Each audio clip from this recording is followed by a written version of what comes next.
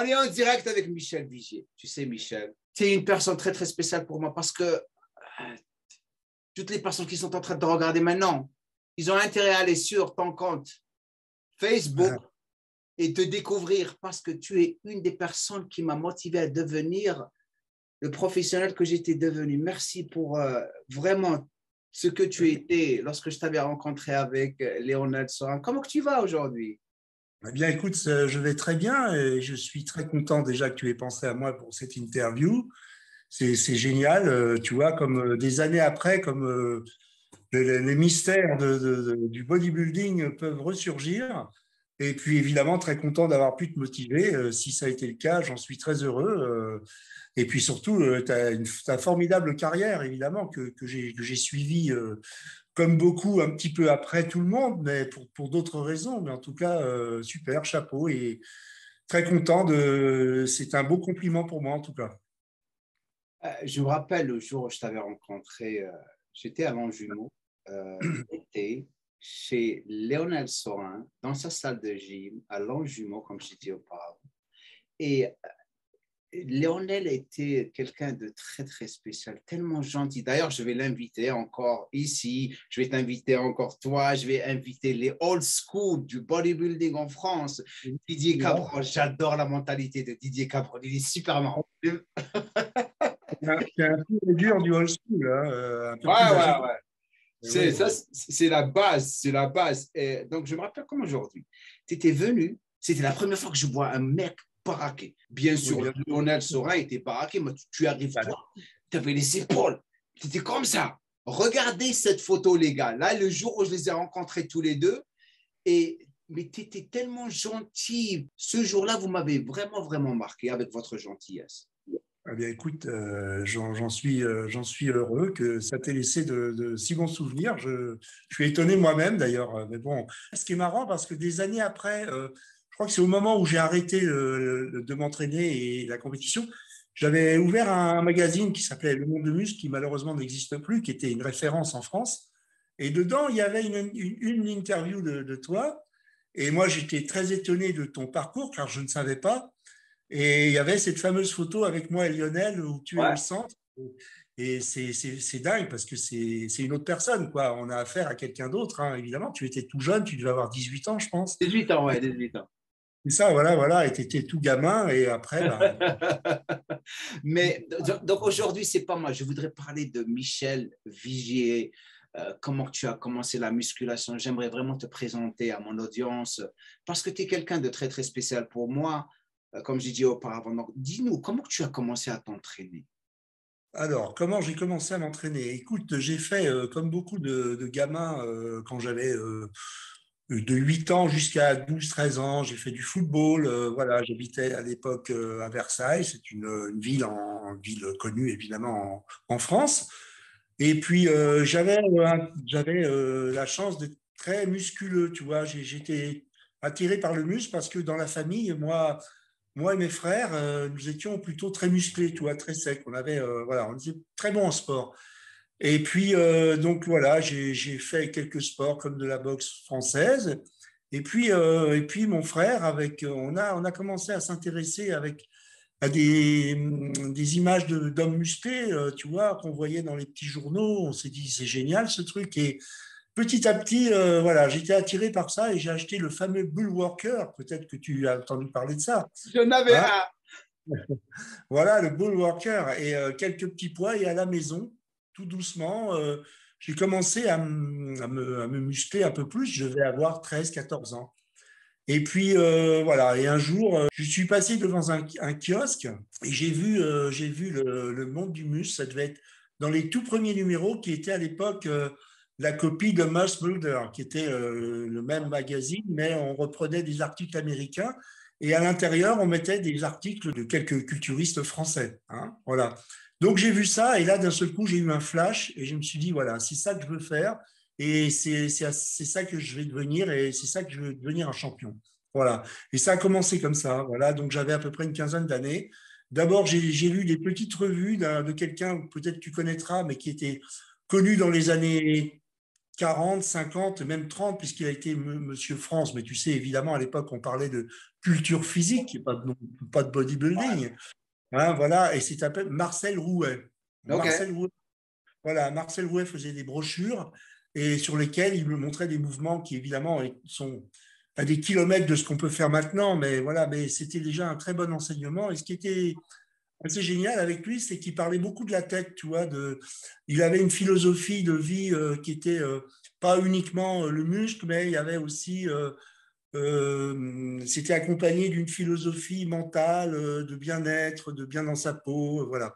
Donc j'ai commencé avec ça et parallèlement avec le monde du muscle, voilà. Et puis après, je me suis inscrit dans une salle et dans une petite salle d'abord à Versailles où il y en avait très peu, fallait pouvoir les trouver. Il y avait une petite salle pas très loin de chez moi et quand j'ai commencé à travailler, parce que j'ai commencé à travailler sur le marché du travail très, très jeune, j'avais 14-15 ans, et je courais pour aller faire mes premières séances. C'était une formidable découverte pour moi.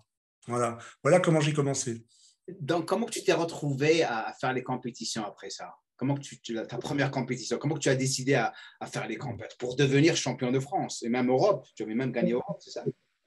Alors, voilà comment j'ai fait. J'ai d'abord été donc dans cette petite salle-là, puis après dans une salle municipale où il y avait de l'haltérophilie. OK. Voilà. Voilà. Alors, tu sais, un peu à l'époque, l'haltérophilie et les culturistes ne faisaient pas bon ménage. Il y avait une espèce de guerre entre eux. Hein, Toujours. voilà. Ils nous critiquaient un petit peu parce qu'ils disaient que bon, on n'était pas si fort que ça. Enfin, tu vois. Donc, on a rigolé un peu. Donc les entraînements étaient séparés. Tu vois, on n'avait pas le droit de se voir. C'était assez curieux.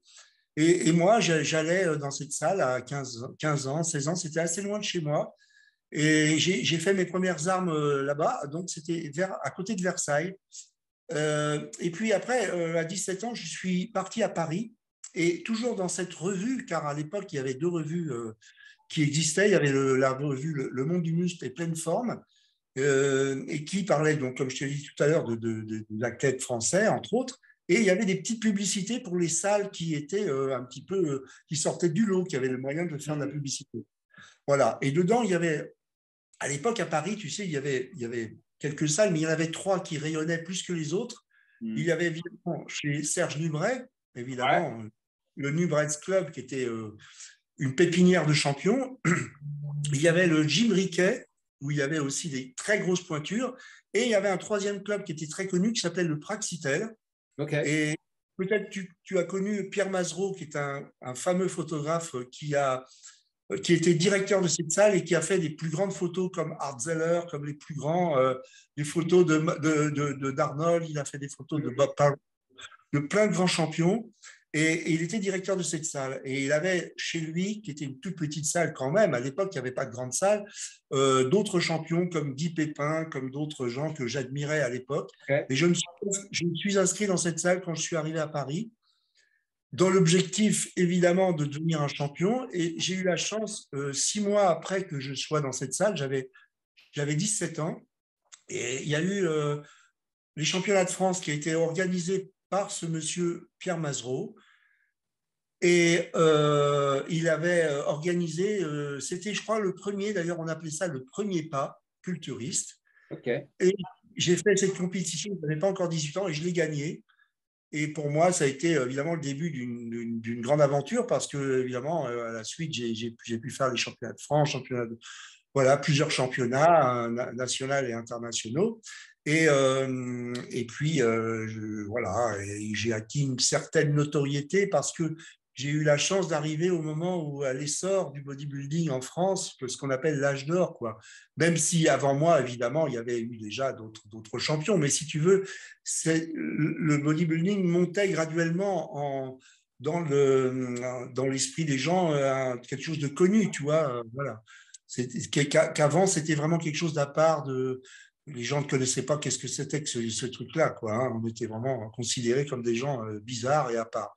Mais là, il y avait un essor grâce au film d'Arnold, de Stallone, voilà. Et donc, je suis arrivé un petit peu à ce moment-là, quoi. Je me rappelle, c'était dans les années, corrige-moi si je me trompe, c'était dans les années 86, 87, 88, c'est ça? Tout à fait. J'ai commencé la compétition en 80.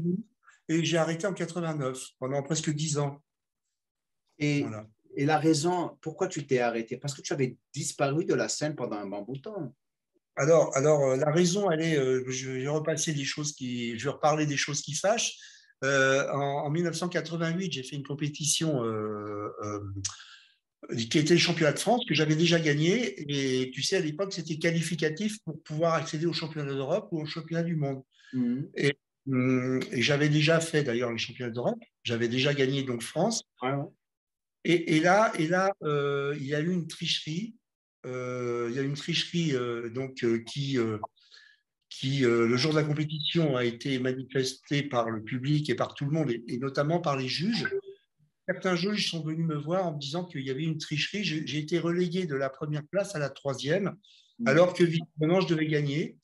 Voilà. Et à l'époque, j'avais un ami avocat qui était présent ce jour-là et qui a décidé que nous allions tenter un procès à la fédération. Et donc, nous avons fait ce procès que nous avons gagné, qui a duré des années. Et d'ailleurs, j'ai même fait ce qu'on appelle en France jurisprudence, car c'était la première fois qu'un athlète gagnait devant une fédération. Je gagnais mon procès et j'ai été, donc, mon titre a été restitué des années après.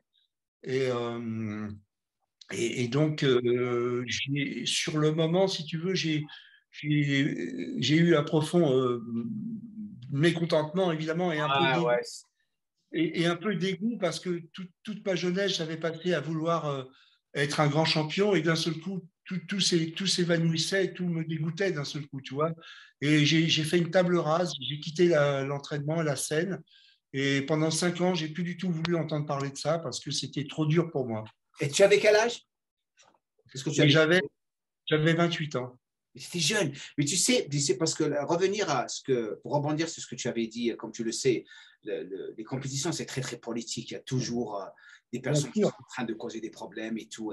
Et le fait qu'ils ont perdu un athlète comme toi, parce que tu avais un beau physique, non seulement tu étais très symétrique, et je suis plus que sûr que si tu avais continué, tu aurais fait beaucoup de choses dans les compétitions mondiales. Et je vois la raison pour laquelle tu étais vraiment déçu de tout ça parce que les gens ne comprennent pas les choses par lesquelles on passe lorsqu'on prépare une compétition, les sacrifices, non seulement un sacrifice monétaire, si ça se dit en français, on dépense beaucoup d'argent, on s'entraîne dur, il y a la sèche, il y a la souffrance. Et lorsque tu montes devant des juges, on triche sur ton travail. Je te comprends, ça m'est arrivé plusieurs fois. Moi, lorsque on me triche sur, le lendemain matin, je prends ma retraite. Ah, le lendemain, non, la nuit, je prends ma retraite et je sors de la Oui. retraite le lendemain matin. Ouais, Mais tu sais, tu sais ça arrive tout le temps. C'est ce qui. ah oui, je comprends, mais tu sais, on dit souvent que les sportifs meurent 2 fois quand ils arrêtent la compétition. Il y a une première mort et après la mort, l'autre mort. Enfin, mais c'est un peu ce qui m'est arrivé parce que j'avais tellement, depuis mes 13-14 ans, l'envie de devenir un grand champion et je voyais que j'y arrivais, tu vois. Et d'un seul coup, c'était comme si le monde s'écroulait autour de moi. Et d'ailleurs, à l'époque, mon frère et ma mère, enfin mes proches, n'arrivais pas à croire une telle décision que j'arrêtais parce que j'avais tellement ça envie. Et tu dis, comme tu dis, et en plus, le bodybuilding, c'est à haut niveau, c'est un investissement sur tout, sur le sommeil, sur l'alimentation, La la- santé. tout, tu vois, tu donnes tout. Et puis en arriver là, c'était dramatique pour moi. Et voilà. Et puis, mais bon, c'est vrai que comme on m'a dit plus tard, bon, beaucoup de gens me voyaient à un très haut niveau. Je pense que T'avais j'avais tout, hein. T'avais tout, hein. certainement les capacités, mais voilà, mon envol a été cassé. Et puis voilà, c'est la vie, c'est comme ça, il ne faut pas regretter, c'est Bien ainsi. sûr. Donc, pourquoi tu n'as pas fait un comeback? Pourquoi tu n'as jamais pensé à faire un retour à la compète après 5 ans? Si, si, si, si, mais tu sais, après, le problème, c'est que quand j'ai commencé à vouloir éventuellement m'y remettre, les critères avaient beaucoup changé, tu vois. Et voilà, les critères avaient beaucoup changé et j'avais conscience que j'aurais pris des risques peut-être pour ma santé parce que on était parti dans un tel univers que, et de plus, pour être honnête, encore plus maintenant, les critères ne me plaisent plus, tu vois, c'est plus vraiment ce que j'attends du bodybuilding. C'est pas à ça que je veux ressembler, quoi. Moi, je suis de l'ancienne école, j'y suis attaché et des physiques, j'en ai tellement en tête, évidemment, auxquels je suis attaché, comme des Mohamed Makkawi, comme. Bob Paris, Francis Benfato. T'es comme moi, toi. Voilà, moi, je parle de Mohamed Makkawi parce que c'est le premier grand champion que j'ai vu sur scène. En 78, je crois, ou 77, il venait de gagner les championnats du monde. Mm. J'étais gamin, j'avais 16 ans. C'était pour moi mais un type extraordinaire, à tout point de vue d'ailleurs. Et évidemment, comme tu dis, Bob Paris, enfin, il y en a beaucoup des années 80, il y en a énormément. Mais voilà, mais maintenant, tu vois, comme je le dis souvent, je crois que j'aurais 15 ans maintenant. Si je voyais des revues de ce qui se passe maintenant, je ne suis pas sûr que je me tournerais vers ce sport-là. Je ne suis pas certain. Ce qui me ramène à la prochaine chose que je voulais vraiment te parler de. Explique à notre audience la différence entre le bodybuilding de maintenant et la culture physique. Explique-leur. Voilà. D'ailleurs, je m'amuse souvent quand je mets des posts à mettre culture physique volontairement, parce que dans culture, évidemment, il y a physique et il y a aussi, c'est une philosophie, la culture physique. Exactement. Nous avions abordé le sujet il n'y a pas longtemps, il y a une différence. Bon, évidemment, je fais un point de vue général, c'est pas pour tout le monde pareil, mais la grande différence entre les années 70, on va dire même 80, mais encore plus 70, je crois, des athlètes comme Serge Nubret, toute cette référence, ils n'imaginaient pas leur vie sans s'entraîner. Ça veut dire qu'ils se sont entraînés jusqu'à leur mort, jusqu'aux 70 ans, 75 ans, et même encore maintenant. Alors certes, il y avait la compétition, mais il y avait l'envie d'aller à l'entraînement, et pour eux, c'était pas possible de ne pas s'entraîner. Alors que maintenant, c'est pour un temps donné, c'est-à-dire je vais m'entraîner, je vais essayer de gagner de l'argent, je vais faire ça pendant un moment et j'arrêterai. Alors ça, c'est très différent, tu vois, philosophiquement, c'est très différent. Alors peut-être c'est l'argent, peut-être. Alors il y a une chose aussi, c'est vrai que maintenant, on va pas se le cacher, ils prennent tellement de produits qui sont dangereux pour arriver à un tel niveau. Évidemment, il y a l'entraînement derrière, mais ils peuvent pas faire ça toute leur vie, c'est pas possible. Sinon, ils y laisseraient leur santé. Alors que moi, je connais des athlètes qui ont maintenant 75 ans, qui sont toujours là et formidables parce qu'ils n'ont pas abusé, ils ont vu ça d'une petite plus de santé en même temps que de beauté aussi. Voilà. Hein. Voilà ce que je pense qu'il y a une grande différence philosophique. Voilà. Et c'est ce que tu as dit exactement. C'est une philosophie, c'est un style de vie. Et comme tu l'as dit, je suis tout à fait d'accord. On a la même façon de voir les choses. Moi, ce que je pense, la différence entre notre temps et le nouveau temps, il y a pas la passion. Il n'y a pas, tu le fais pour toi. Maintenant, la plupart des culturistes que tu vois maintenant, ils le font pour d'autres personnes. Ils le font pour l'argent. Parce qu'à la fin de la journée, ce que j'ai appris moi, et c'est ce que je dis à mon audience tout le temps, moi je dis, si tu aimes vraiment la musculation et tu l'as fait pour toi, Exactement, exactement. tu auras toujours un super physique jusqu'au jour où tu vas mourir. Tu ne peux pas devenir gras ou avoir des problèmes de santé après parce que c'est une culture physique. Tu as ça dans le sang. Comme tu l'as dit, tu te réveilles, tu t'entraînes, que tu sois fauché ou riche, tu vas t'entraîner. Tout à fait, comme tu dis, que tu sois fauché ou oui, oui, tout à fait, oui. Et puis, bon, évidemment, il y a toujours un problème.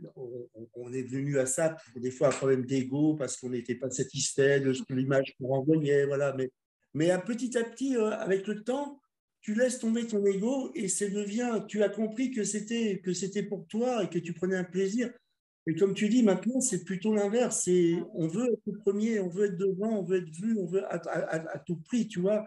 Et c'est pour ça que à partir d'un certain âge, les gens disent bon bah laisse tomber maintenant, c'est fini, ça m'a amusé un moment. Non, c'est pas ça. C'est pas ça la culture physique. C'est pas ça, comme tu dis, c'est comme d'aller se brosser les dents, c'est tous les jours, c'est comme ça. Hmm. Voilà. Donc, raconte-moi, comment que tu t'entraînais dans le bon vieux temps, ton style? Raconte-nous des séances, comment que tu t'entraînais, comment que tu mangeais, c'était quoi ton style d'entraînement, combien de fois par semaine? Donne-moi juste, je te laisse parler, vas-y. Alors, tu sais, au début, on n'avait pas tous les moyens, tous les outils qu'on a maintenant, puisque c'était un peu empirique, hein. Voilà, nous, on copiait un petit peu ce que les autres disaient, et notamment des gens comme les grands champions de l'époque, Serge Nubret, ou alors on glanait des informations dans les quelques magazines qu'il y avait, mais l'entraînement était pour nous toujours à peu près le même. Et d'ailleurs, je pense qu'on se surentraînait souvent, hein. On faisait beaucoup de trop, et j'en ai pris des enseignements par la suite. Voilà, on avait tendance à croire que plus on allait rester longtemps à l'entraînement, plus on allait prendre du muscle, ce qui, à mon avis, était une erreur. Mais en même temps, c'est ce qui faisait certainement aussi cette plastique spéciale Ouais, que les culturistes avaient à l'époque. Tu vois, ils avaient une plastique très particulière. ouais. Peut-être c'était aussi dû à ça. Voilà. Alors, moi, j'allais m'entraîner, évidemment, 6 jours par semaine, hein. Voilà, je n'avais qu'une journée de repos. Je faisais les muscles 2 fois par semaine systématiquement. Et l'entraînement était un entraînement, je parle à mes débuts, hein, était un entraînement plutôt classique, hein, voilà, et avec des exercices basiques comme on faisait tous à l'époque, du développé couché, du rowing, du tirage nuque, tu vois, c'était des basiques parce que, évidemment, la salle ne me permettait pas de faire autre chose parce qu'il n'y avait pas de machine guidée, ou du moins très, très peu. Mhm. Donc, nous n'avions pas le choix, c'était à la dure, comme on dit, hein, c'était à la dure. Voilà, alors, partant de là, voilà. Et puis après est arrivée une nouvelle philosophie de Mike Menzer. Mike Menzer Rappel, ouais, ouais. a été révolutionnaire puisqu'il a inventé cette manière de s'entraîner qui était heavy duty, c'est-à-dire que il prônait de faire des séries plus courtes et plus lourdes avec moins d'entraînement. Mhm. Alors, j'ai un peu testé ça, et voilà. Mais à l'époque, c'était essentiellement des séries, des super séries comme le faisait Arnold. Tu vois, moi, j'étais évidemment, comme beaucoup, hein, un fan d'Arnold, hein. D'ailleurs, on me prêtait un peu l'image de l'Arnold français. C'est vrai. On me surnommait comme ça. Bon, j'ai pas assez de prétention, mais c'était plutôt sympathique pour moi. Ah, Voilà. Et donc, donc, un peu peut-être l'allure d'Arnold. Bon, bref. Et donc, voilà, mon entraînement était à peu près identique, c'est-à-dire qu'on faisait au moins 5 6 séries par exercice. Voilà, et des séries avec, tu sais, ce qu'on appelle pyramidal, voilà. Et on passait beaucoup de temps à la salle, mais des fois, il m'est arrivé de faire, j'étais junior mhm. avec un grand champion de l'époque qui s'appelait Frédéric Lagache, qui a été vice-champion d'Europe, vice-champion du monde junior, qui était une très grosse pointure. On faisait jusqu'à presque 25 séries, 30 séries de squat. C'était Wow. des, c'était des trucs de fou, barre de fou, quoi, tu vois. On expérimentait encore, tu vois, à l'époque. Plus que, on était aussi dans l'expérimentation encore. Mhm. Pour les générations, on a fait pas mal de choses, on a testé plein de choses, même au niveau alimentaire. On a fait des choses qui étaient certainement pas bonnes, mais au moins on les a expérimentées. Et on a pu éclairer les autres parce que sur ce qui était bon et pas bon, tu vois. Et on se refilait des informations comme ça, les uns les autres, et voilà, et on progressait doucement, mais sûrement. Donc, je veux revenir à la nutrition dans pas longtemps. Donc, lorsque tu avais essayé la méthode de Mike Menzer, parce que moi, je l'avais essayé, parce que moi, je me suis entraîné avec Dorian. Dorian, c'est ce qu'il faisait. Mais ça m'a jamais, par rapport à mes articulations, et ça m'a Voilà. jamais, voilà, ça n'a jamais marché pour moi. Pourquoi? Parce que j'avais besoin encore d'une série pour m'échauffer, pour me préparer pour la série. Comment que tu as réagi à cette façon de s'entraîner? Eh bien, un petit peu comme toi, voilà, je pense que je me serais plutôt blessé si j'avais insisté à Ouais, faire ça. ouais. Voilà. Et j'ai vite compris, d'ailleurs, c'est ce que je fais à présent. Maintenant, je fais un peu un espèce de mix, tu vois. J'ai compris qu'il ne fallait pas faire toujours la même chose, déjà, Mm, parce que il faut, pour faire réagir notre corps, évidemment, sortir de la zone de confort et pas toujours faire la même chose. mm, Donc, en effet, tu as raison, et je mets en garde ceux qui font ça, c'est que ça va peut-être payer sur quelques années, mais au bout du compte, tu vas te retrouver à avoir mal partout et te Ouais. détruire. C'est ce qui est arrivé à Mike Hauser, parce que tu sais, au bout de quelques années de compétition, il ne pouvait plus s'entraîner, il avait vraiment mal, il s'était quand même détruit, tu vois. Donc, je ne prône pas cet entraînement, disons, régulièrement, quoi. Je pense qu'il faut le faire un peu, mais voilà. Mais à l'époque, je l'ai testé, mais je ne l'ai jamais fait vraiment constamment. Ça, surtout pas. Surtout pas. Moi, ce que je faisais, parce que je m'appelle comme aujourd'hui, je me rappelle de mes séances avec Dorian à Los Angeles lorsqu'il venait passer du temps avec moi. Et lui, parce qu'il est habitué à ça, le mec, c'est une machine. Et après, c'était après sa retraite, le camp. Je lui parle tout le temps de ça. Donc, il fallait que je rajoute une série. Par exemple, si tu fais, tu sais, les extensions de jambes, tu t'échauffes avec 2 séries, après tu mets tout le poids et tu vas jusqu'à l'échec, et après tu pars à la presse des jambes, tu mets un petit peu de poids, et tu changes l'angle de travail, après tu fais 10 à 12 répétitions, après tu mets tout le poids et tu y vas jusqu'à l'échec. Moi, j'étais obligé de rajouter une série pour aller à l'échec. Toujours une série pour vraiment me préparer. Mais c'était très, très, très stressant sur non seulement mon système nerveux, mais aussi mes articulations. Je ne voulais pas me blesser. Donc, si je veux revenir à tes entraînements maintenant, comment tu t'entraînes maintenant? Alors à présent, justement, comme je te disais, je fais un mix de tout ça et évidemment, si j'avais les connaissances que j'ai maintenant, Non, ouais. je pouvais les avoir mis en application quand j'avais 20 ans, je pense que j'aurais eu beaucoup plus de progrès encore. Alors maintenant, voilà, je périodise, comme beaucoup le font d'ailleurs, je fais de la périodisation, c'est-à-dire que je vais faire des semaines où je vais faire des séances d'à peu près 6 répétitions, ça veut dire le poids qui est conséquent avec. La semaine suivante, je peux faire une série de 8, et la semaine suivante, je fais des séries de 10, 12, voire 15, tu vois, et je fais un cycle comme ça, ce qui me permet de reposer mes articulations, de créer un stress souvent sur les Suffisant. fibres. Voilà, voilà. Et comme tu dis, le travail très court comme ça est lourd. Il y a un stress aussi extrêmement mental aussi, qui est un stress nerveux et on ne peut pas tenir le coup trop longtemps avec ça. Voilà. Et j'ai mis aussi, je mets aussi, j'inclus aussi un entraînement que Francis Benfato, que je connais bien parce que j'ai eu le même entraîneur que lui, Bernard Lambert, voilà. Et ce qu'il appelle lui le PPM, c'est-à-dire des séries très lentes, avec évidemment un poids qui est beaucoup plus allégé parce qu'on ne peut pas mettre lourd avec cette technique-là, qui est aussi qui est très dure nerveusement. Et j'inclus toujours une ou deux séries comme ça. D'ailleurs, je crois que il y a un athlète de la team La Menace, comment s'appelle, James, qui fait faire ça, qui est un athlète actuel. C'est un athlète français ou un athlète Non, non, non, américain, qui est vraiment qui est énorme d'ailleurs. Tu sais, une team, c'est la menace. Mince. Il est pro, il est il est avec les pros? Bien sûr, il est très connu. Il est très connu. Je l'ai vu une fois en démonstration dans les années 90. Il est absolument énorme. Mais je sais qu'il inclut dans son entraînement aussi cette technique, c'est-à-dire de faire une à deux séries avec un poids évidemment très modéré, extrêmement lent. Donc voilà, Il joue avec les tempos, c'est ça? oui, voilà, exactement. Et c'est vrai que ça paye, ça c'est très bien. Ça stimule vraiment l'hormone de croissance d'une manière naturelle. Et il y a un stress énorme au niveau musculaire. Par contre, Ouais. évidemment, faut pas faire ça trop longtemps. Alors, je fais ce style d'entraînement et je trouve qu'il me convient bien et j'ai toujours des bons résultats avec les quelques élèves à qui j'ai fait faire ça, quoi. Ce que j'aime de toi, en quelque sorte, tu es comme moi, tu expérimentes beaucoup et tu essaies de vraiment être polyvalent avec tes entraînements pour voir comment ton corps est en train de réagir. Et ça, c'est très, très intelligent de la part d'un culturiste de vraiment avoir cette façon d'approcher ses entraînements. C'est ce que j'essaie d'apprendre à tous mes coachs, de leur dire de vraiment être ouvert et d'essayer de vraiment faire différents systèmes et voir celui qui va vous arranger ou arranger les élèves que vous avez, parce que chacun est différent.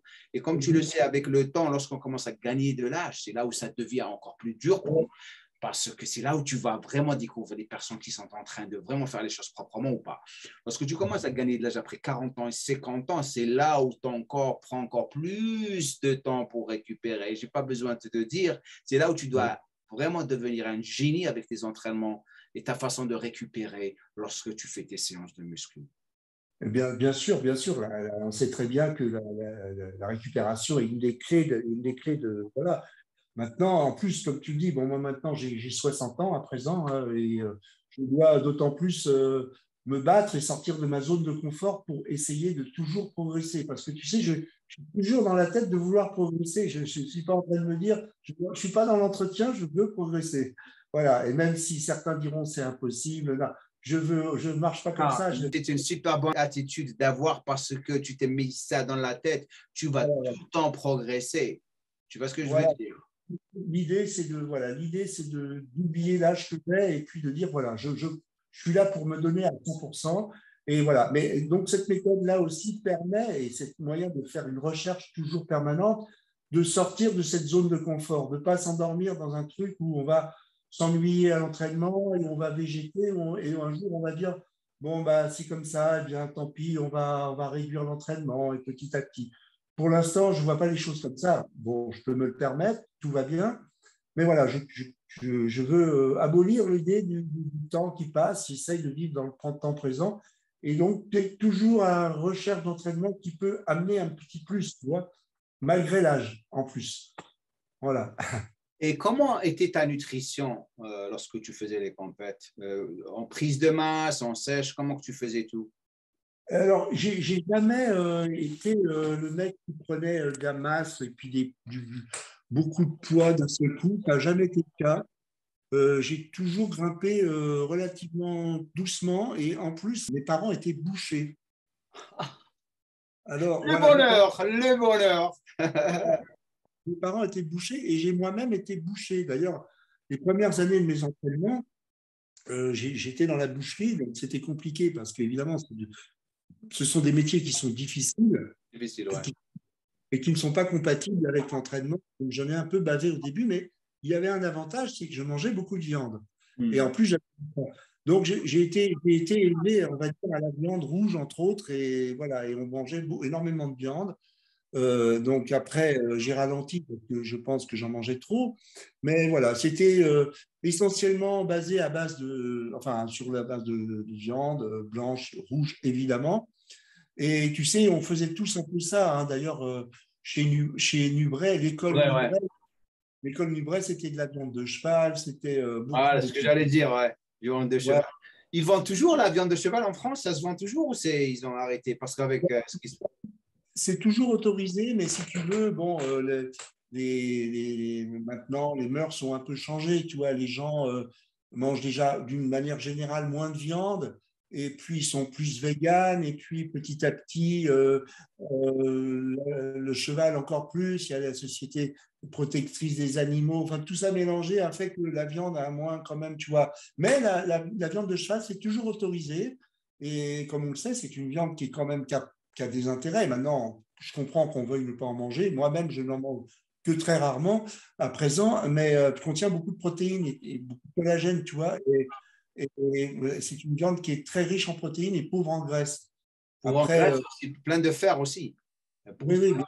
bien, après, pour des questions éthiques ou autres, on peut ne pas en manger. Mais alors, pour en revenir à ta première question, voilà, je mangeais essentiellement de viande, la viande et puis des pâtes. C'était assez basique, tu sais, on mangeait un peu de tout. Et alors, en plus, je brûlais beaucoup, moi.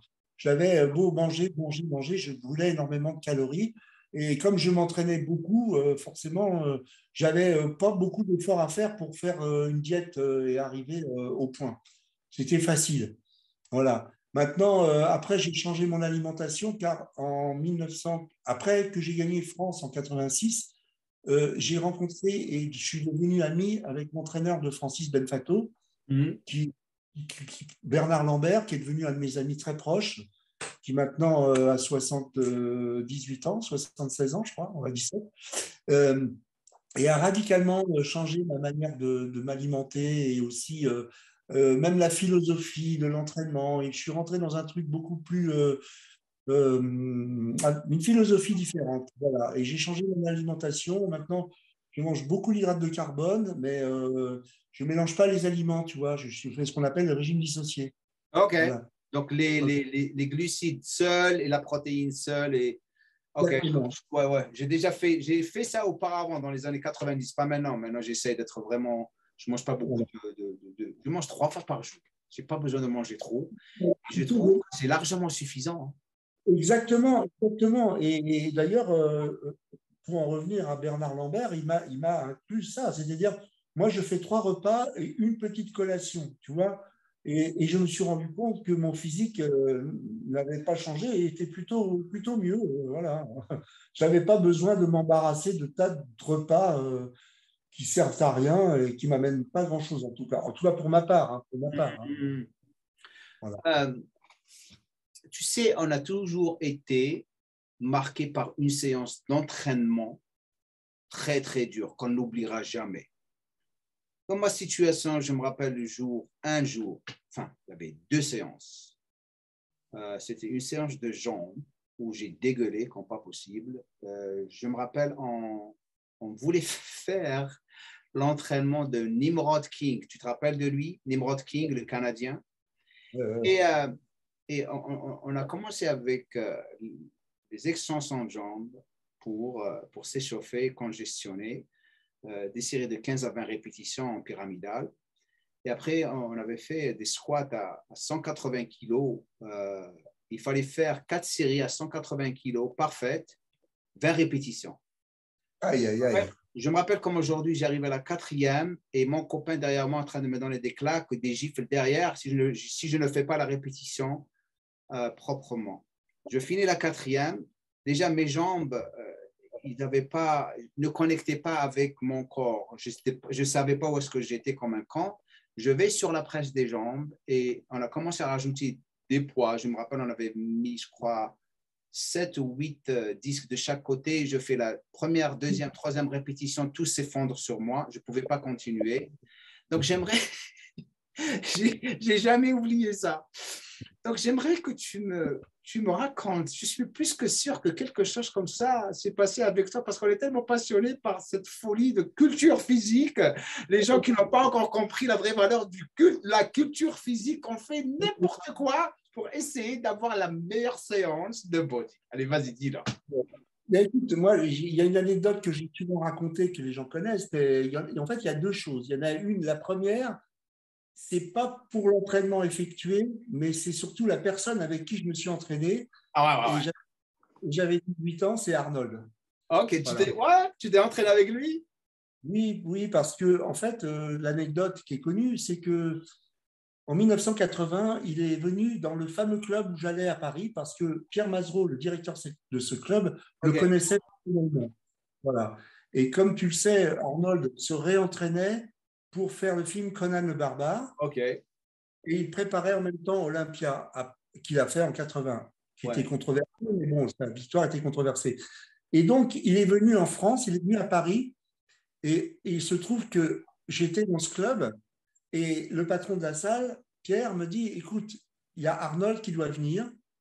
Et Arnold, à l'époque, était formidable. Il avait une trentaine d'années, tu vois. Et il doit venir et il va passer 10 jours ici. Et si tu viens à cette heure-là, tu risques de le voir. Et évidemment, j'ai attendu et je l'ai vu. Et nous nous sommes entraînés quasi ensemble parce que c'était une toute petite salle. Donc, c'était pas, tu vois, c'était pas ni le Gold Gym où tu es perdu. Non, une petite structure. Et on l'aidait à faire la presse, on montait sur la presse, voilà. Et c'était évidemment inoubliable. J'avais 18 ans, t'imagines, m'entraîner avec Arnold, qui était pour moi, alors il était inconnu du public à l'époque, hein, personne ne connaissait, sauf les bodybuilders. Et évidemment, c'est un souvenir indélébile pour moi. Ça, c'est une des premières choses. Et puis sinon, comme autre séance, je te disais, voilà, j'étais junior et c'est une des fois que j'ai gardé en tête. C'est cette fois où, avec cet ami, Frédéric Lagache, nous avons fait ces fameuses séances où on est parti l'un et l'autre à rajouter sans cesse une séance de squat jusqu'à arriver à faire 30. Et c'était expérimental. Et évidemment, on était dans l'épuisement le plus total et certainement que ça n'avait servi à rien. Mais je m'en souviens encore, tu vois, c'est un truc qui m'est resté. Mais tu peux dire, excuse-moi de t'avoir interrompu rapidement avant que la pensée disparaisse. Euh, Ça nous a servi à rien. On ne le sait pas parce que moi, je me rappelle, et rapidement, j'ai fait 30 séries d'épaule avec mon compagnon d'entraînement, JD Dawoudou. Il était énorme. Je te jure que le lendemain matin, je ne pouvais plus bouger. Mais 2 jours après, j'ai regardé mon deltoïde postérieur, il a augmenté Ouais, ouais, de ouais. volume. Ouais. Ouais, ouais, bah oui, c'est vrai. Tu sais, Lila Brada disait, si tu sais pas à quoi faire un exercice, tu fais que le même pendant une séance. Et le lendemain, tu vas savoir qu'il a servi. Exactement, ouais. Exactement ça, parce que voilà, tout à fait, tout à fait. Et voilà. Et donc là, c'est un souvenir très fort qui date, hein, parce que je devais avoir 18 ans, tu vois, aussi avec cette fameuse séance de cuisses. Et je l'ai toujours en mémoire. C'est drôle parce que je me vois encore mettre les poids et faire et refaire et refaire. Et c'était aussi un peu la méthode à Mubray, tu sais. Ouais. Euh, Tu refais une série, j'en refais une autre, tu refais une autre, j'en refais une autre. C'était jusqu'à l'épuisement. Des méthodes d'entraînement totalement différentes de ce qu'on peut Différente. connaître. D'ailleurs, pour en revenir, beaucoup de gens maintenant, de ce que je vois autour de moi, en tout cas, même les squats, c'est fini. Ils ne veulent plus faire de squats, c'est terminé. C'est drôle d'ailleurs, c'est bizarre. Et C'est parce qu'on a plus de machines, tu sais, il y a beaucoup de conflits anatomiques, parce que je suis vraiment, vraiment dedans maintenant. Parce que comme par exemple, parce que tu fais 1,85 m, tu es grand de taille, 1,85 m plus. un petit peu moins 83, oui, oui, je suis oui, enfin, même 83 grands de taille, tu sais, parce que on n'avait pas les machines qu'on a maintenant. sûr, mais On n'avait que le squat et même la presse des jambes, si tu te rappelles, les presses de jambes arrivaient dans les années 80, début des années 90. Il n'y avait que le squat. Tu as le squat avant, squat arrière. C'est tout. exactement, exactement. Moi, c'est ce que je faisais. Voilà. Et alors, pour remplacer la presse, on faisait un exercice, tu sais, avec la barre derrière les fesses. On remontait. C'était assez compliqué d'ailleurs. Ouais, ouais, ouais. Mais moi, j'ai pas connu de presse pendant des années. Pendant Ouais, des ouais. anner. Il a fallu que j'arrive au VEDER, le VEDER qui était une salle très connue dans les années 80, fin 80. C'était Austerlitz, c'est ça? Oui, parce que tu sais, moi, je me suis occupé de cette salle pendant 1 an et demi, presque 2 ans. C'est moi qui étais à Ok. l'accueil, qui était prof. Et donc là, il y avait évidemment ce genre de machine, mais avant, c'était un truc qu'on ne trouvait pas dans les salles. Et en effet, eh bien, on allait à l'essentiel, c'était le squat, quoi. C'est tout. C'est Tu tout. avais tu avais que le squat et le développé couché pour les pecs. Mais alors, qu'est-ce qui s'est passé avec la salle d'Austerlitz? Parce qu'à un moment donné, ça marchait super bien pour eux. Tous les champions allaient là-bas. Je me rappelle Momo Benaziza, paix à son âme, ils s'entraînaient là-bas. Soal Nouri, paix Oui. à son âme, que j'ai rencontré. C'était un des personnes aussi qui m'a motivé. D'ailleurs, tous les deux, ils m'ont encore acharné Avec, à pouvoir réussir parce qu'ils étaient incroyables comme physique. avec, avec nous avions le même entraîneur, Bernard Lambert, justement. Ah, ok, donc il entraînait Soal Nouri aussi. Oh, super. Donc, qu'est-ce qui Il y s'est avait passé avec la salle d'Austerlitz? Eh bien, cette salle qui était évidemment géniale parce que c'était une des premières salles qui était aussi grande, avec, comme tu disais, qui réunissait tous les meilleurs bodybuilders qui étaient de la région. Eh bien, en fait, ces locaux étaient destinés à être fermés car le bail était sur 4 ans. Hmm. Voilà. Alors, de toute manière, ils allaient être fermés, c'est ce qui s'est passé. Et puis, bon, tu sais, ça a correspondu aussi à la fin un petit peu de l'âge d'or du bodybuilding. Il y a eu une rupture, tu vois. Il y a eu une rupture. Alors, le bodybuilding a continué d'exister, évidemment, hein, mais si tu veux, moins aux yeux des grands publics. Il y a eu une espèce de… Et puis après, c'est revenu, mais voilà, en France en tout cas, hein, je parle en France. Donc, de toute façon, cette salle était destinée à être fermée car les bails étaient terminés au bout des 4 ans. Et c'est ce qui OK. s'est passé. Et Voilà. ils n'ont pas déménagé autre part pour la réouvrir, non? Il y a une autre salle qui a été ouverte, qui était dans le même esprit, qui s'appelle World Gym, qui a été ouverte par Didier Cabrol. Tu OK. vois, Didier qui a été lui président de la fédération après, et la fédération française, qui a ouvert cette salle, qui a duré aussi quelques années, mais je suis allé 2, 3 fois parce que ça tombe à l'époque où moi je m'entraînais plus. Donc voilà. Voilà. Donc Mais, la triste fin de l'ère Austerlitz. mais tu sais, lorsque tu reviens dans le bon vieux temps, la nostalgie de te rappeler de toute c'est les magazines Monde du Muscle. Moi, j'aimerais te raconter une histoire qui m'est arrivée à la salle d'Austerlitz. Je me rappelle, d'ailleurs, lorsque je t'avais rencontré, elle était ouverte lorsque je t'avais rencontré. Elle était déjà ouverte, c'est ça? Alors, attends, je pense qu'elle 88, 88, elle était déjà ouverte. tout à Ouais. fait, oui, tout à fait, elle était ouverte. Je me rappelle comme aujourd'hui. Ah ouais. Comme aujourd'hui, parce que tu as les escaliers qui montent en haut, et après tu tournes à droite. Je me rappelle de tout. Hein. Tu as la boutique qui vendait les débardeurs de Gold's Gym. Qui était tenu par un monsieur, un ami. Ouais. Ouais. Je rentre et moi c'est comme si j'étais dans, Ah ouais. dans une boutique de bonbons, le gamin dans une boutique de bonbons, vraiment. Et après, tu sais, parce que tu as la boutique à droite et tu as la salle et tu as la réception, là où tous les culturistes étaient ensemble en train de parler et tout.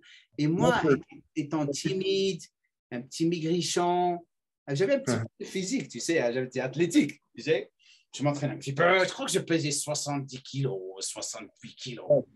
Regarde ce que tu as réussi à faire avec le parcours. Ouais. Le mec qui économisait ses francs pour acheter son magazine, Le Monde du Muscle, j'avais toute la collection du Monde du Muscle. Alors, c'est comme ça, j'ai appris de Lucien Desmeillet, il y avait Frédéric Delavie qui faisait des articles, il y avait Jean Texier. Donc, c'est comme ça que je suis rentré vraiment dedans. Je me rappelle comme aujourd'hui. Tu vas adorer ça. Donc, je rentre dans la boutique et excité et je vois les débardeurs Gold's Gym que je voyais sur Mike Christian, sur Lihane, sur tout le monde dans les magazines. Je suis devenu comme un fou. J'avais un tout petit peu d'argent et je lui demande combien ça coûte. Il m'a dit que ça coûtait exactement ce que j'avais. Donc, je lui donne l'argent, je le mets, il était blanc et c'était bleu. J'ai toujours des photos de ce débat. Bleu, et j'étais tout fier. Donc, je sors avec le débardeur et je me regarde dans le miroir comme ça. Et derrière moi, je regardais dans le miroir, mais ils ne savaient pas que je les voyais. Tous les pugilistes derrière moi, ils se foutaient de ma gueule. Allez, salut. Eh bien, ils ont dû regretter des années après. Hein. Et ils ont regretté, ils sont foutus de ma gueule. Ça m'a touché un petit peu. Je dis, ah, ok, cool. Ça, c'est une chose qui va me motiver à devenir ce que j'étais devenu après. Mais je me rappelle comme aujourd'hui. La salle, c'était incroyable. Ouais, c'était une très belle salle. Bon, après, maintenant, tu sais, on la reverrait maintenant, on trouverait ça presque ordinaire, peut-être. Mais en tout cas, c'était une très belle salle pour l'époque. Voilà, et c'était la première fois qu'une telle salle aussi grande ouvrait aussi. Hein. Donc, ce qui t'a motivé, ça a toujours été Arnold, Serge Nurberé, c'était ça les culturistes qui t'ont motivé pour faire ce que tu voulais faire, c'était ça? Oui, après, je suis quand même adapté. Hein. C'est vrai que bon, les culturistes qui sont arrivés des années suivantes, certains m'ont beaucoup motivé, mais c'est vrai que je suis plus attaché et encore plus maintenant, avec le recul, à cette génération des années fin 70, dont il ne reste plus grand monde, parce que beaucoup sont très âgés, voire sont décédés, tu vois. Avec le recul, je trouve que ces athlètes étaient encore plus intéressants parce que maintenant, comme pour reprendre un petit peu ce que disait qui est récemment décédé, Dave Draper. Ouais. Dave Draper. Maintenant, les physiques il dit lui-même, sont trop chimiques, trop ampoulés, trop voyants, trop, tu vois, et avec le recul, je me rattache plus à finalement les physiques des années 70. Voilà. La même chose, tu sais, mon état d'esprit de bodybuilding, de culture physique, c'est toujours les années 80-90. 80, les années de Mike Christian, Liane, Lila Brada, Berry DeMay. Ça, c'est ça les années où j'adore. Enfin, Frank Zahn, bien sûr, et Arnold. Arnold, est-ce qu'il m'avait inspiré? Au début, je le voyais partout. Je me disais, qui est cette personne? Lorsque je l'avais vu pour la première fois, lorsque les photos qui ont été prises par Art Zeller, que j'ai rencontré personnellement. Et il était super gentil, le mec. Et il avait pris des photos de moi, je crois. Et qu'on avait Ah ouais. musculaire, mais tu sais, le mec, il y avait Gilles Moset, qui était aussi très, très connu, qui a pris des photos d'Arnold, de beaucoup, beaucoup de culturistes. Oh, je les ai tous rencontrés chez Wader. J'ai rencontré Wader, tout le monde après, durant ma carrière. Mais Arnold ne m'a jamais vraiment autant impressionné physiquement par ses biceps et ses pecs que Serge Nubret. Serge Nubret, tu vois son physique, mais t'es comme ça. Parce que tout est parfait. Tu vois ce que je veux dire? Tout est. J'aurais aimé le rencontrer. Lui et Momo Benazia, d'ailleurs, fait à son âme. Je me suis entraîné une fois avec Momo, justement dans la salle du frère de Serge Nubret qui s'appelait Marcellus. OK. Voilà, où allait Thierry Pastel. Alors, OK. venait Thierry Pastel, Serge, de temps en temps des champions, et était venu une fois Aziza, mais ça correspond presque à l'époque où j'ai arrêté, tu vois. Voilà, alors, puis tu sais, c'est normal, on est toujours peut-être plus d'attachement aux athlètes de nos 20 ans, tu vois. Ouais. De nos 20 ans, c'est un peu logique, c'est une question de générationnel aussi, tu vois. Forcément, voilà, on aime la musique qu'on a écoutée quand on avait 20 ans, on aime Exactement. pareil, pareil pour les athlètes, donc on a un petit attachement peut-être plus particulier parce que c'est l'époque de nos 20 ans, donc voilà, c'est comme ça. Mais voilà, moi je suis vraiment fan de toute cette brochette de bodybuilders. Maintenant, en effet, j'ai aussi j'ai un grand attachement pour les athlètes qui sont venus après, comme Lila Brada, Incroyable. Francis Benfato, évidemment, que je trouve vraiment extraordinaire, et plein d'autres. Hein, voilà. Mais ça s'arrête là, tu vois. Après, je décrochais vraiment avec l'univers du bodybuilding. J'ai vraiment décroché. Voilà. Si on veut parler de Francis Benfatou, je crois que personnellement, l'Olympia en 1991, lorsque Dorian s'est classé deuxième à l'IANA, Ouais. moi j'avais Benfatou en troisième, quatrième Ouais. place parce qu'il avait battu Lila Brada. Parce qu'à un moment donné, ils étaient tous debout, l'un à côté de l'autre, et tu le voyais devant Lila Brada, mais comment qu'il était beau, Ah, ses épaules, sa taille, ses jambes, il était parfait. Je ne sais pas comment Lila Brada l'a battu. Je suis désolé. J'aime bien Lila Brada, ok? oui, moi aussi, bien sûr. Mais impossible qu'il l'a battu en 1991. Mais Ouais, Lila Brada, ses posings étaient incroyables. C'est là où il ouais, gagnait. Tous les posings qu'il a fait, c'est la folie. Le mec, tu le vois. Chaque pose qu'il fait, elle est parfaite et synchronisée, le mec. Tout est, ouais. comme tu le sais. Comme tu le sais. J'ai fait, j'ai fait une petite parenthèse parce que Labrada, une petite anecdote pour moi qui m'a fait plaisir parce que ce fameux championnat dont je t'ai parlé, où j'ai eu ce fameux procès, Mhm. Lee Labrada était là en démonstration et il est venu me voir dans les vestiaires après pour me féliciter et me faire comprendre que bon, j'avais visiblement été, bah, il m'a fait comprendre que j'avais été volé, quoi. Et il m'a demandé quelle était la musique sur laquelle j'avais posé. C'était une musique qui était très difficile à trouver. Mhm. Un film que j'avais repéré, voilà. Et l'année suivante, il a fait un grand prix auquel j'étais invité et il avait utilisé ma musique. Ça m'a vraiment touché, quoi. Tu as bien fait de mentionner cette anecdote avec Lila Brada. Parce que, tu sais, on a une histoire similaire. C'est incroyable comment on est similaire sur les choses et comment on a eu nos carrières. Lila Brada, lorsqu'ils regardent quelqu'un de spécial, ils savent. Ils savent. Oui, oui, Ils peuvent pas s'empêcher de venir te parler et te féliciter parce qu'ils savent très bien que tu as gagné, tu as un physique incroyable. Sinon, ils l'auraient jamais fait. Certes, la musique était intéressante. Moi, oui, mon anecdote, deux d'ailleurs. La première, en 1994, lorsque je suis arrivé à la finale du championnat d'Angleterre, IFBB, poids lourd. Je venais tout juste de rentrer dans la scène et j'étais un des favoris pour gagner le championnat, mais avec le potentiel de devenir pro.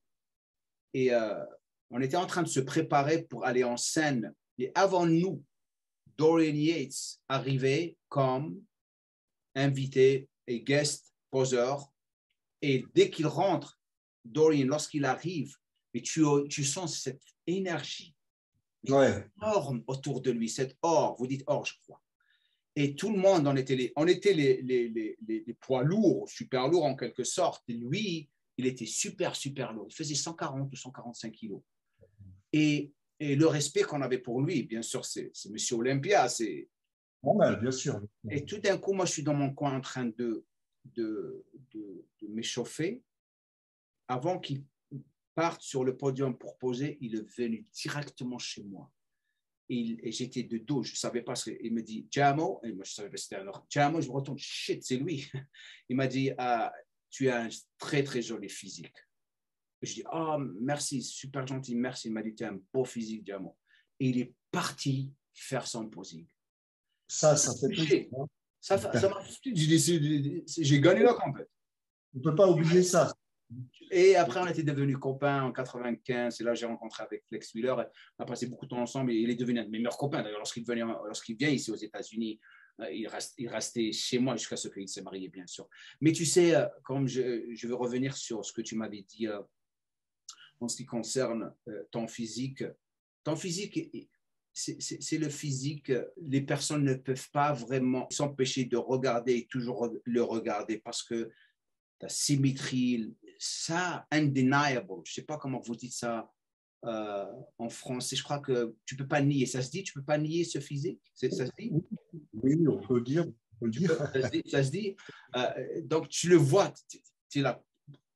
1m83 avec la largeur d'épaule que tu avais et tout. C'est incroyable. Maintenant, j'avais une question que je pose à tout le monde. Comment que tu organises ta journée du moment où tu te réveilles jusqu'à ce que tu te couches par rapport à ta vie, ton travail, ton quotidien? Comment que tu le passes? Oui, tu sais, mon quotidien, il a un petit peu changé ces dernières années parce que j'ai levé le pied. Voilà, jusqu'à maintenant, il y a encore quelques années, j'habitais Paris et j'étais coach, mais j'étais coach plutôt pour des gens qui n'étaient pas des bodybuilders. Hein, voilà, j'avais trouvé une clientèle, si tu veux, de gens qui étaient plutôt dans l'expectative d'être bien dans leur peau, de faire du renfort musculaire, voilà. Et j'avais déserté un peu le bodybuilding pur et dur, même si moi, je m'entraînais pour moi en tant que bodybuilder. Donc, voilà, il y a encore 2 ans, je travaillais à Paris et j'avais une clientèle, comme je viens de te le dire, d'hommes d'affaires, de gens du spectacle. Voilà, je me suis occupé de gens, je ne dirais pas les noms, mais de gens assez connus dans le spectacle. Oh. Voilà, je faisais du domicile, tu vois. Et puis après, j'ai pris la décision de venir ici à Nice. Je suis à Nice. Et parce que j'ai un petit peu réussi à investir dans l'immobilier. Super. Et puis, voilà, et je fais ce qu'on appelle de la location de vacances, tu vois. Voilà. Et parallèlement à ça, j'essaye de développer une clientèle ici. Alors, j'ai eu un peu quelques problèmes parce qu'il y a eu le Covid, comme tu le sais. Et c'est vrai que je suis arrivé ici pas au très bon moment. Et j'essaye de développer une clientèle, mais j'avoue que c'est un peu compliqué. Voilà. Je prépare aussi, j'aime pas le mot, mais bon, la retraite, je dirais pas ça, mais être une vie un peu plus cool, tu vois, maintenant. Voilà. Mais tu es à Nice, il fait beau, c'est la plage, c'est le climat. La clientèle va venir avec le temps. Je suis plus que sûr qu'il y a des personnes qui habitent à Nice ou pas loin de Nice qui sont en train de voir ce podcast. Ils vont te brancher pour les entraîner. Je mettrai tes coordonnées au-dessous de cette vidéo. Comme tu le sais, le coaching ou l'entraînement de personnes, lorsque tu déménages dans une autre ville, 1 an, 2 ans, 3 ans pour établir une clientèle qui est vraiment fidèles à toi, qui ne vont pas aller autre part.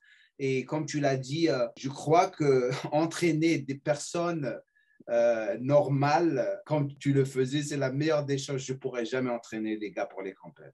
D'ailleurs, j'ai arrêté il y a 20 ans. Je ne peux pas. Je peux pas. Non, moi non plus, je ne peux pas. Je vais être honnête, je ne peux pas. J'ai une espèce de… Tu sais, quand les personnes me disent je voudrais, j'ai un espèce, c'est pas mon truc, c'est plus mon truc, quoi. C'est plus mon truc. Non, non, parce que la plupart vont te faire chier. Ils ne sont pas prêts à sacrifier, souffrir. La plupart veulent prendre que des drogues. Et je ne donne jamais de conseils sur les stéroïdes. Ça, c'est ma philosophie, ma politique chez moi. Malgré que je peux me faire un argent fou, je dis non. Et en plus, tu sais, moi, je vais te dire, je suis largué à ce niveau-là. Ouais. Je suis aux antipodes, je n'y connais plus rien dans ce domaine. Donc, ça ne m'intéresse pas. Par contre, si tu me dis, je veux me construire un bon physique eh ben, je suis là pour là, je suis là pour toi. Mais voilà, si tu es prêt à travailler, je suis là pour t'aider, on peut y arriver. Et puis, je travaille beaucoup avec le mental aussi, hein. C'est C'est la très chose, important. c'est la chose la plus importante. C'est la clé, c'est la clé. Dans tant d'autres choses dans la vie, d'ailleurs. C'est la clé. Voilà, j'ai beaucoup étudié le développement personnel et je suis très attaché à ça. Voilà, la métaphysique. Donc, est-ce que tu as des enfants mariés? Alors, je suis marié, j'ai 3 enfants, voilà, tout à Super. fait. Ouais, ouais, j'ai 3, mais qui sont grands maintenant, hein. Les enfants sont grands. Voilà, moi, je me suis marié assez tard, j'avais 33 ans et j'avais pas d'enfants. Et puis après, bah, tac, tac, tac, j'ai fait 3 enfants qui sont grands. Mais voilà, maintenant, donc là, ma femme, mes enfants sont à Paris, mais ma femme va me rejoindre très bientôt Hmm. à Nice. Et là, voilà, je prépare son arrivée et donc j'essaye, comme je te le disais tout à l'heure, de refaire une clientèle, mais pas forcément du culturiste, de compétition, ouvert aussi évidemment, mais voilà. Donc, comme tu disais très justement aussi, je suis conscient, je sais qu'il faut à peu près 2 à 3 ans pour fidéliser une clientèle et ça prendra le temps qu'il faut, mais voilà. Mais on est dans le sud de la France, tu sais, il faut être cool. C'est comme en Californie, on est tranquille. Mais il y a beaucoup de gens qui ont beaucoup de sous. S'ils sont dans le sud, ils ont des sous, hein. Donc, crois-moi, il y a beaucoup, beaucoup. Donc, tu t'entraînes dans quel gym? Parce que je sais que Eric Favre, tu connais Eric Favre? Alors, non, je ne le connais pas. Non. Alors, je vais te raconter une anecdote qui va certainement te faire plaisir. Oui. Euh, et pendant mes premières années où je suis arrivé ici, dans la salle 2, qui malheureusement a fermé, que j'avais connue quand il l'a ouvert, elle était neuve, elle avait 1 mois, Hmm. d'un ami qui, à ton avis, Édouard Kawak. Ouais, je l'adore. Tu sais, lorsqu'on m'avait dit qu'il était mort, alors, une histoire rapide, je l'ai rencontré en Espagne. Je faisais en 1998, je me rappelle comme aujourd'hui, j'étais avec Melvin Anthony, l'Américain, là. Et on faisait on était guest et Edouard arrive. Et je le vois comme ça, et je suis parti direct, je me dis, Edouard, il m'a reconnu, il me dit, ah, ça va, tu vas bien? Je dis, cool, je dis, écoute, je suis un très grand fan, ça va, tu vas bien? Il a passé toute la journée avec nous, il était tellement gentil. Et Ouais, il y a lorsqu'on pas m'avait dit qu'il était mort, ça m'a fait beaucoup de peine. Super gentil, le mec. Voilà, voilà. Donc, Édouard avait ouvert une salle en 86 ici à Nice. Hmm. Bon, pas un homme d'affaires, hein, on va dire, et j'étais un bon culturiste, très, très, Ouais, très, ouais, très ouais. bon. Pas, voilà. Donc, il avait ouvert cette salle, puis après, a revendu 2 ans après. Et puis, il se trouve que j'étais ami avec la personne qui avait repris cette salle. Ok. Et j'y suis allé pendant 2 ans, qui était une salle old school, vraiment, on ne peut pas plus old school, que Hmm. j'adorais, qui était vraiment proche de la mer. Malheureusement, il a fermé suite, le Covid l'a vraiment fait que le peu de clientèle qu'il y avait, il était un peu à la fin, donc il a fermé. Voilà. Et maintenant, je vais chez un athlète que tu dois connaître qui s'appelle Éric Castagnier. Ça me dit quelque chose, ouais. Ah, je le Voilà, connais, voilà, je le connais. Je crois qu'il m'a branché sur Facebook. Oui, oui, je le voilà, connais, je le connais. Eric Casco, ouais, je connais, ouais. voilà, voilà. Et Éric a ouvert une salle il y a 3 ans, 4 ans maintenant. Je suis allé chez lui, qui est une salle qui est super sympa. Il y a une très bonne ambiance. Voilà. Maintenant, je vais là. Voilà. Tu Mais as besoin de ces salles. Sérieusement, je vais dire quelque chose que j'ai appris. Parce que tu sais, je voyage beaucoup, je viens dans les salles, je fais des pubs pour les chaînes de salles. C'est la folie lorsque je viens là-bas. Mais ce que j'ai remarqué, une chose, et c'est ce que je dis à tout le monde, dans mes vlogs, dans mes vidéos, lorsque je fais mon éducation dans les vidéos, si tu as le temps de voir les vidéos que je fais, voilà, tu vas voir le old school, le German old school à la new school. Donc, je suis des D2. Euh, d'accord. je Oui, leur- bien sûr. oui, Ouais, ouais, j'ai pris des deux. Je suis le pont entre les deux. Et c'est ce que ouais. je leur dis. Je leur dis, vous voulez vraiment, vraiment gagner de la masse. Vous voulez vraiment avoir un physique. Cassez-vous des chaînes de gym. Allez dans une salle où vous allez trouver les old school qui vont là-bas pour s'entraîner. Et vous allez avoir un physique. C'est là Ouais. où vous allez développer un physique parce que vous allez rencontrer les old schoolers et vous allez vous entraîner. Il n'y a pas de téléphone avec vous. Tu rentres, tu t'entraînes ou tu te casses. Parce que Voilà. Mais prendre la le difficulté, téléphone, c'est rester chez toi, la vérité. exactement, exactement. Maintenant, la difficulté va être de trouver les salles old school parce qu'elles deviennent rares, malheureusement, en France. Ouais. Ça devient rare. Je ne sais pas comment c'est ailleurs, dans d'autres pays, mais ça devient rare en France. Ici, c'est différent. Tu sais, les chaînes, ça fait des années que ça existe, mais tu as toujours les petites salles qui ont développé un following énorme de personnes qui vont toujours là-bas pour s'entraîner. Ils n'en ont rien à foutre s'il n'y a pas de douche ou le banc, il y a de la sueur ou de la merde sur, pardon pour mon français. Mais ils ont compris, que ce qui va décider ton physique, ce n'est pas 9,99 par mois, 9,99 € par mois, ou un bon équipement. Je me rappelle quelqu'un qui m'a approché pour faire ma formation de coach. Il m'a dit, voilà, j'ai une salle de gym, et voilà, et regarde, j'ai dépensé 400 000 €, une montre main en train de frimer et tout. Je dis, écoute, la salle de gym, tu as 400 000 €. Où est-ce qu'elle est l'éducation? Où est-ce qu'ils sont tes entraîneurs? Mais c'est comme si tu as une Ferrari et tu n'as pas de moteur à l'intérieur. Et du coup, il commence à avoir des bons entraîneurs à l'intérieur. C'est ce qui va décider la valeur de ta salle de gym. Parce que les gens n'en ont rien à foutre de tes machines ou tes collations de protéines. Ils viennent là-bas pour avoir des résultats. Il y avait quelqu'un qui m'a approché. D'ailleurs, je vais venir à la fin de l'année, qui va ouvrir une salle à Nîmes. Ah, Nîmes, d'accord. À Nîmes. Alors lui, il a tout compris, lui. Il m'a approché, il m'a dit, je te paye ce que tu veux. Tu viens ici éduquer mes entraîneurs et mes clients. D'accord, il a génial. tout compris, le mec. Il m'a dit, tu viens ici, je veux ton éducation. Parce que c'était un docteur. Donc, tu viendrais avec plaisir. J'aurais la chance de te voir à Nice, pourquoi pas. D'ailleurs, je viendrai. Non, je viendrai. Je fais une petite parenthèse. Si jamais tu as l'occasion de venir à Nice, je pourrais te loger, tu vois. Tu pourras venir. Je serai là-bas, on passera du bon temps, on fera des vidéos ensemble. OK? Ça sera un très grand plaisir pour moi, la vérité. Parce que, tu sais, dans ta vie, tu te rappelles toujours des personnes qui t'ont inspiré, qui t'ont motivé. J'ai tellement de respect pour toi et pour Léonel Sorin que j'ai rencontré au salon de Bourget en 1996 lorsque j'ai fait une démonstration. Et c'est là où j'ai rencontré aussi Soal Nouri pour la première fois parce qu'il m'a inspiré aussi. D'ailleurs, on allait s'entraîner ensemble, moi et Soal, paix à son âme. Et il a commencé à me demander qu'il allait revenir à la compétition parce qu'il était déjà pro. Et je lui dis, il faut qu'on s'entraîne ensemble parce que ce jour-là, il n'y avait pas des vidéos. Je lui dis, tu viens ou je viendrai, tu viens à Londres. Et après, moi, je ne me suis pas rendu compte qu'il était mort. Lorsqu'on m'avait dit, j'étais choqué parce qu'il était mort à l'âge de 50 ans ou 52 ans. C'est plus. Ça, 49 ans, exactement. 49 ans, je trouve. 49 ans. Et lorsque je circulais dans le salon de Bourget pour aller là où j'étais, je vois Léonel et je le prends dans mes bras. Comment tu vas? Il m'a dit, oh, Djamo, je suis très, très content pour toi. Je savais que tu allais réussir et ça me fait plaisir de te voir en train de faire la chose que tu voulais toujours faire. Et ça m'a vraiment, vraiment touché. Tu sais, des gens comme ça, tu ne trouves pas maintenant. Tu sais, c'est pour ça que tu gardes les souvenirs. Tu vois ce que je veux dire? Et d'ailleurs, c'était au hasard que tu étais arrivé dans cette salle là-bas où nous étions. Comment Non, mon oncle habitait à Longjumeau.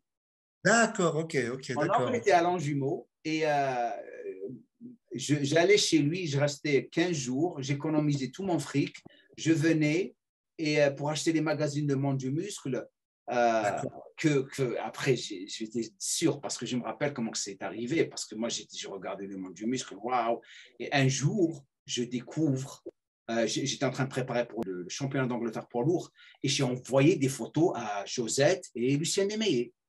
Et Lucien Desmeillet me répond directement, oh mon Dieu, pourquoi? Viens ici, on veut te photographier pour le magazine. Quoi? D'accord. Moi, c'était comme un gamin. Je dis, waouh, ça c'est cool. Donc, je viens, je fais des photos avec. C'est comme ça que tu as vu les photos. Et après, j'ai parlé de toi, j'ai parlé de Léonel Sorin, j'ai parlé de la salle. Et après, j'ai donné la photo que j'avais prise avec vous. Ça, c'était moi qui avais pris la photo. Et c'est pour ça qu'ils l'ont publié. Ouais, c'était moi qui l'ai pris avec mon appareil, mon petit appareil, quelqu'un l'a prise pour nous. Je crois que c'était la femme de Léonel Sorin qui avait pris la photo. Ok. Aujourd'hui, parce que j'étais tellement excité, tu sais. Et donc, elle avait pris la photo. Et dès que le magazine était sorti, 3 mois après, je reçois une lettre des États-Unis de Muscle Mag et Muscle Fitness. Ils ont vu les photos et ils sont devenus comme des fous. Il m'a invité à aller là-bas pour prendre des photos. Je dis, où est-ce qu'on va avec tout ça? Tu sais, j'étais comme ça. Je dis, je ne prenais pas les choses au sérieux, sérieusement. Et après, je pars là-bas et le photographe Irving Gale, qui était super connu, d'ailleurs, c'est lui qui était l'atout ou qui était responsable de la réussite de plusieurs culturistes comme Jay Cutler, Frank Seppi, tous les Ronnie Coleman, moi, beaucoup de culturistes internationaux. Et il a pris des photos et c'est là où on a fait l'article énorme et j'ai fait la couverture du monde du muscle. J'ai dit, le monde du muscle que je voulais vraiment collectionner et avoir, j'ai économisé mon fric, je suis sur la couverture du monde du muscle. Génial, et génial. C'était génial, tu sais. Et tu sais, lorsque tu gardes des souvenirs comme ça et les personnes que tu as rencontrées, tu sais, c'est mieux que tout l'argent dans le monde parce que ça te donne cette paix, ça te donne ce bonheur. Comme tu as dit il y a 10 minutes, tu avais dit que je reviens tout le temps aux années 70. C'est là les athlètes qui m'ont inspiré. Tu vois ce que je veux dire? La même chose pour moi. Donc, on reste dans notre temps, mais il faut qu'on accepte ce qui se passe autour de nous. Évidemment, évidemment. Sinon, et ne pas le prendre vraiment au sérieux. C'est leur génération. Notre génération est différente. Tu vois ce que je veux dire? Bien sûr. Ils vont regarder dans 30 ans, 40 ans à leur génération. Peut-être ils vont dire on était bien, peut-être ils disent on a fait les cons, on était stupides, on a pris des photos. Parce que durant notre génération, si je t'avais dit, d'ailleurs on n'avait même pas les téléphones mobiles, tout ça, on n'avait même pas ça.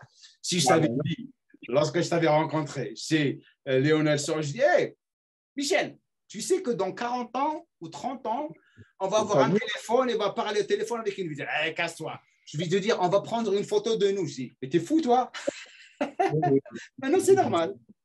On ne peut jamais savoir ce qui se passe dans la vie. C'est bourré de bonnes surprises, des mauvaises parfois, mais beaucoup de bonnes surprises aussi. Hein.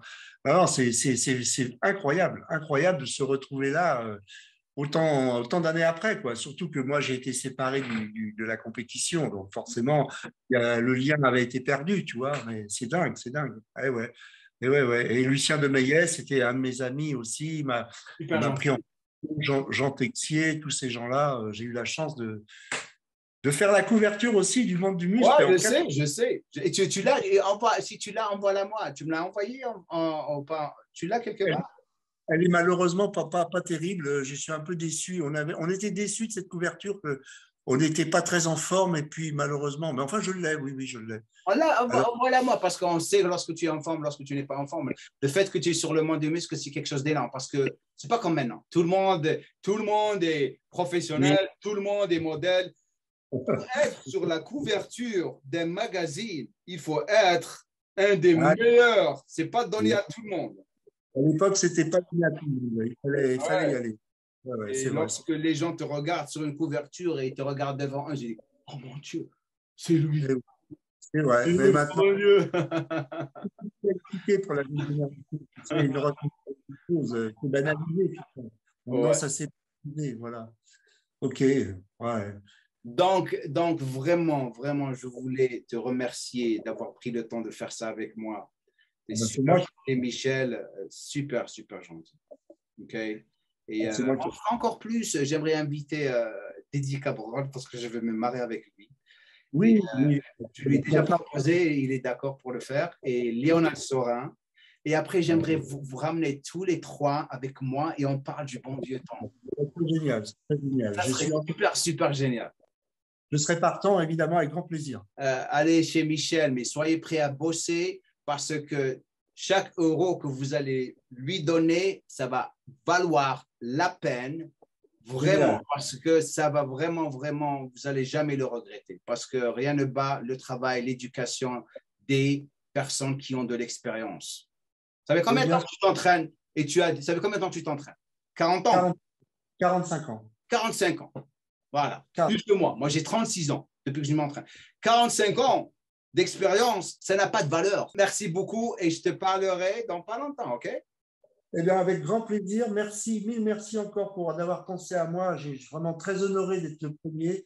C'est génial et n'hésite pas, on fait ça quand tu veux. Okay? Avec plaisir, avec plaisir.